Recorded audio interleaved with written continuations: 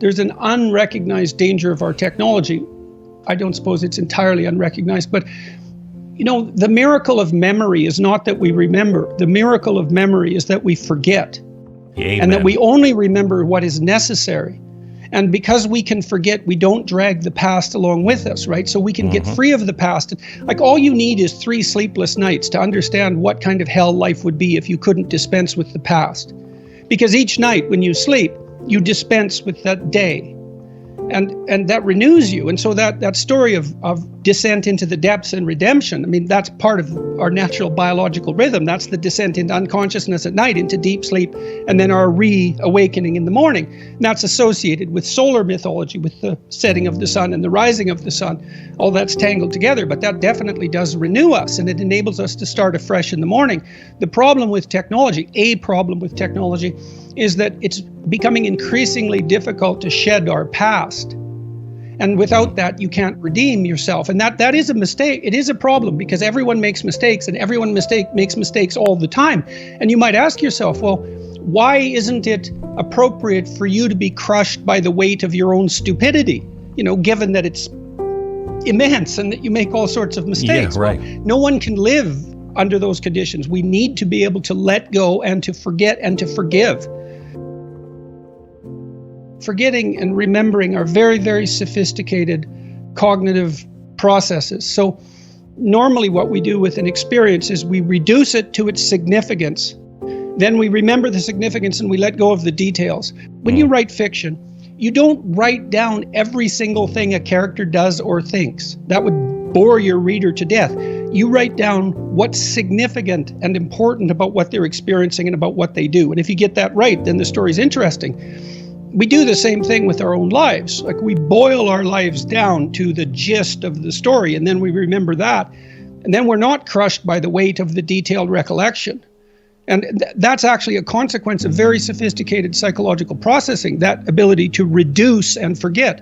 So one of the things you do in therapy, for example, so if you have a memory, for example, that's more than 18 months old, for technical reasons I won't go into, and it still produces a negative emotion when it comes to mind, whether voluntarily or involuntarily, then that memory has information in it that has not yet been unpacked. So imagine the purpose of your memory is to extract wisdom from the past that you can apply to the future, so that you don't do the same stupid thing over and over, or so that you repeat things that worked well. That's the purpose of memory, not recollection as such. It's the extraction of wisdom, the lesson.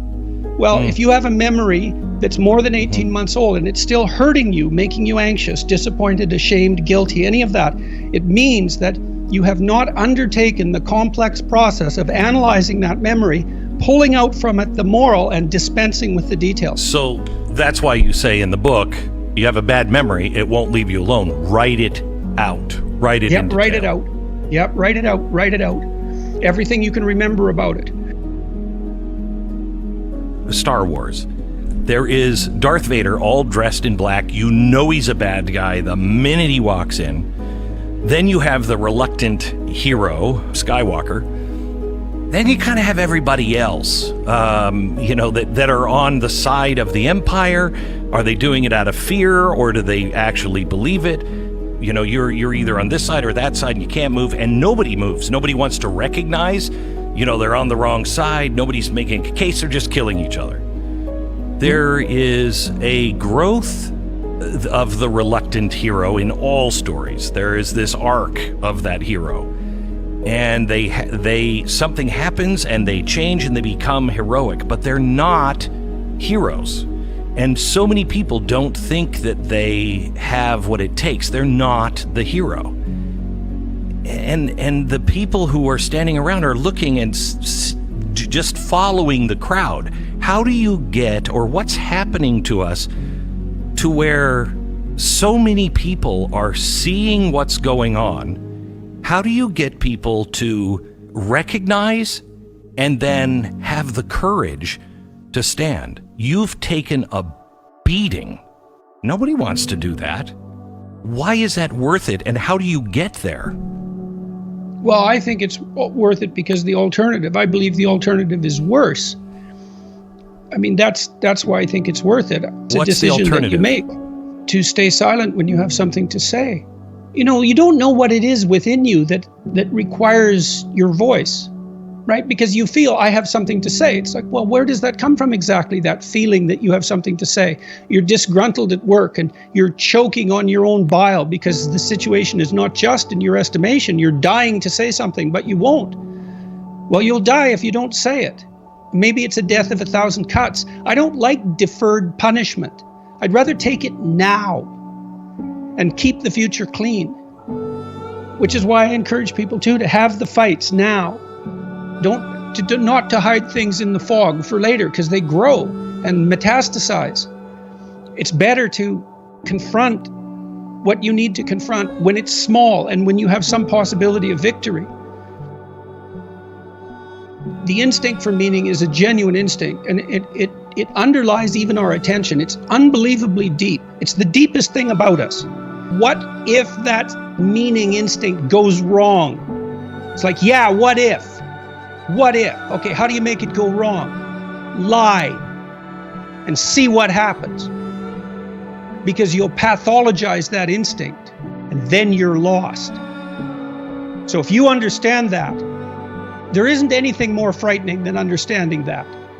Because your stability as an entity, as a soul, is dependent on your relationship with that instinct for meaning. And if you pathologize that with deceit, you will find yourself in the hands of things that you do not want to be in the hands of. Put it that way.